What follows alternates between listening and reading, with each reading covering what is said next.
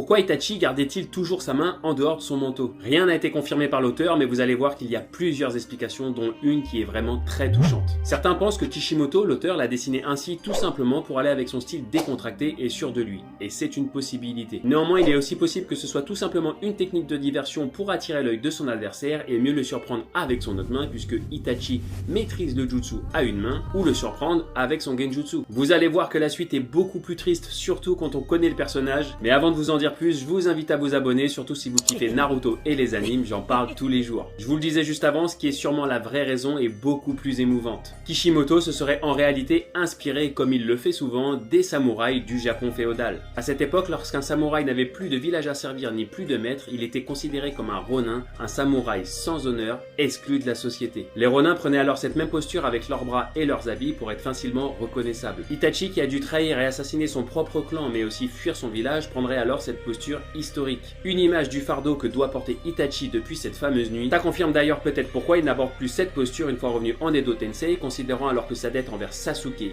et Konoha est payée. Pour continuer dans le sens des samouraïs, sachez qu'ils prenaient également cette position pour réguler leur température, que ce soit en temps de chaud et de temps de froid, mais aussi pour toujours se tenir prêt à se défendre en cas de besoin.